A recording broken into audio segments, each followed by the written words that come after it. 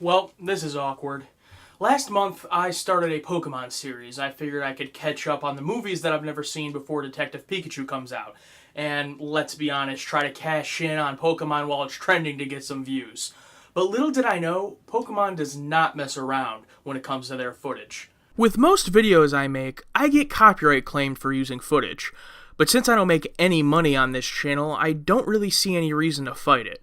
In this case, however, my video was being blocked worldwide instantly. In some cases for even just using 12 to 15 seconds of footage from the movie. I re-edited and re-uploaded that video about a dozen times, and I finally got it up, but I had to use almost no footage. It went from originally being a close to 20-minute video down to 7 minutes. Needless to say, I was close to giving up and just moving on to another project. But here's the thing. In preparation for this series, I bought a lot of Pokemon movies. And I mean, what am I supposed to do? Just watch them and keep my opinion to myself like a normal person? Of course not. So I might as well continue the series, but if there seems to be a lack of footage, or videos from the series periodically disappear, you know why. So last time we left off with Pokemon 2000. And today we're going to finish up the last 3 films of the first series of Pokemon movies, referred to as the original series. Now up first is Pokemon 3, the movie, but just give me a minute. I hate to keep harping on the titles, but they continue to baffle me. Pokemon 3, the movie. Usually, the movie refers to a movie version of some source material, usually a show, so Pokemon the movie would make sense. However, this is the 3rd Pokemon movie, so Pokemon 3 would also work. But Pokemon 3 the movie? It just doesn't sound right. Why not Pokemon the 3rd movie? At least then you would have some continuity with your previous films.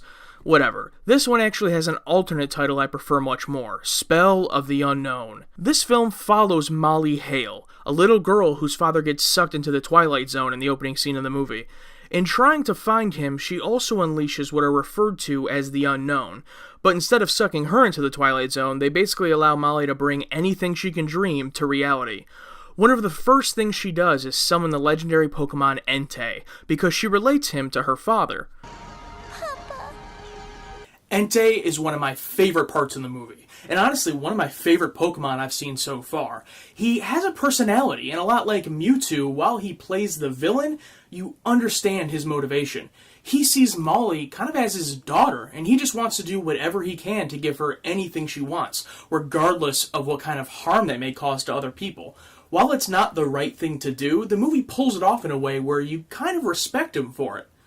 Entei even kidnaps somebody to be Molly's mom with them in this fantasy world, but unfortunately for them, the woman he kidnaps happens to be the mother of Ash Ketchum, and Ash ain't dealing with this shit. I'm not gonna wait around anymore, Pikachu! It's up to us to save Mom on our own. Pika! I know these movies aren't supposed to relate to one another, they're supposed to be episodic adventures, like longer episodes of the TV show, but I can't help but think back to the last scene of Pokemon 2000. At the end of that movie, she randomly pours her heart out to him and gives this big speech about how much she loves him. At the time, I thought it was nice, but it felt out of place.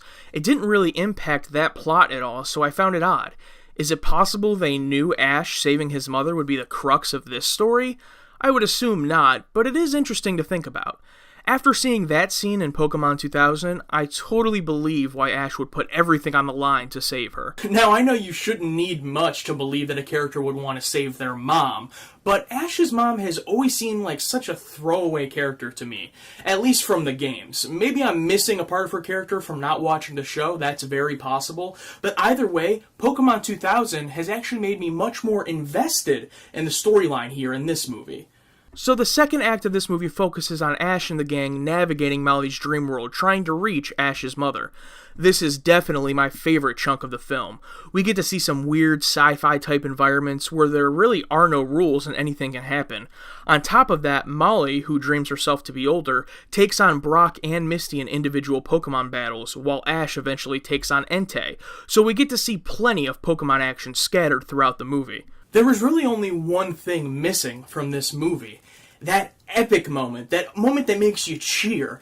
In Pokemon, the first movie, it was Ash marching through the fog to take on Mewtwo. In Pokemon 2000, it was Lugia showing up and fighting the other legendary birds. I was waiting for that awesome moment in this movie.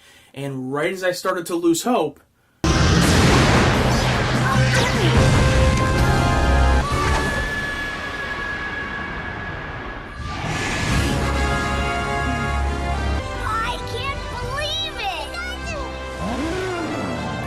Hell yeah! Charizard, what a boss!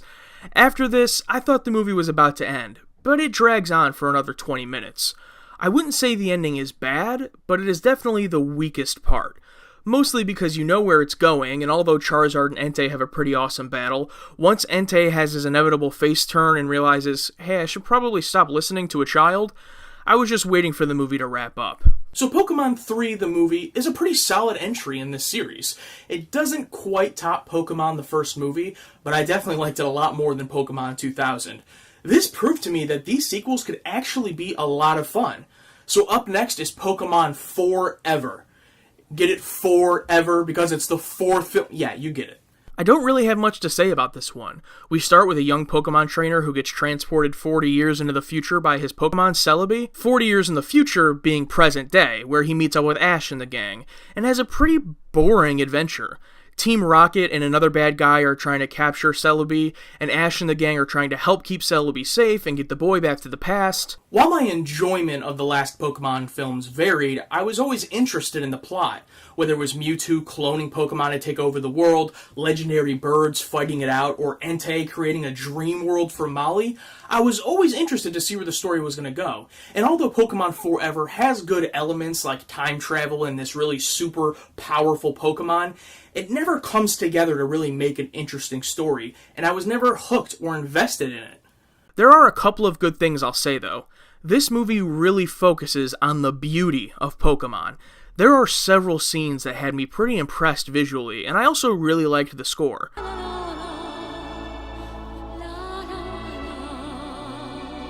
The movie also spends a lot of time building a relationship between Ash and the Time Traveler, and when the film finally reveals who the Time Traveler is, I really appreciated seeing Ash get to bond with him. So I wouldn't really recommend Pokemon Forever to everybody, only if you're already a really big fan of the Pokemon franchise. You might enjoy some of the deep lore that's involved with this entry. So up next, we're going to finish off the original series with Pokemon Heroes.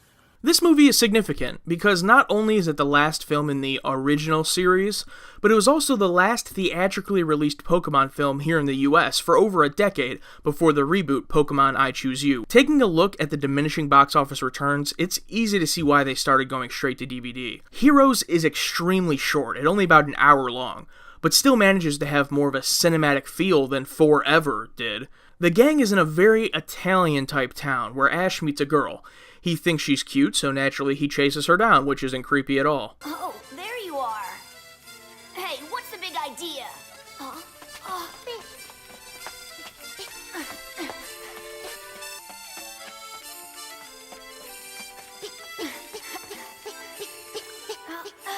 Then get this, the girl turns out to be the Pokemon Latias, just mimicking her trainer Bianca in human form. She must have really taken a liking to this young man. So whoever had 5 movies is how long it would take for a Pokemon-human relationship. Congratulations, you win the office pool. Although, to be fair, I don't think they meant this to come off as a romance. The movie then falls into the conventional villain trying to catch the Pokemon plot, except this time the villains are much more interesting. We have 2 sisters named Annie and Oakley, I'm not kidding, and they actually have personality and charm and are even quite funny. So it kept me interested watching them try to capture Latios and Latias, but oh my god, these Pokemon make a noise that made my ears bleed.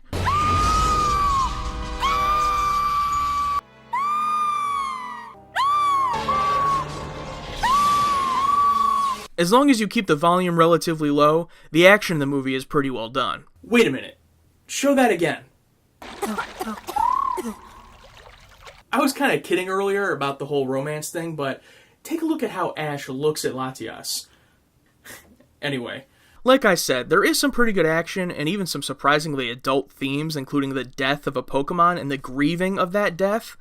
Once the day is saved, Ash and the gang said goodbye and go on their way.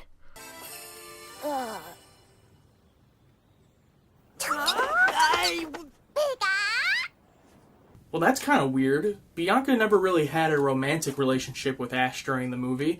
If anything, I was more so expecting a kiss from Latias. Wait. Wait a sec. Was that Bianca or Latias? I don't know. And with that, we've finished the original series of Pokemon.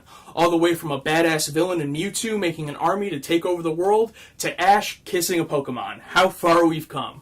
Join me next month when I talk about some Pokemon films from the later series of the franchise. Because although these movies stopped being put in theaters here in America, they were definitely still being made. And who knows what will happen. But you know what? This time I'm not missing out on that office pool. Hey, put me down for Ash getting a handjob from Pikachu by the 8th film.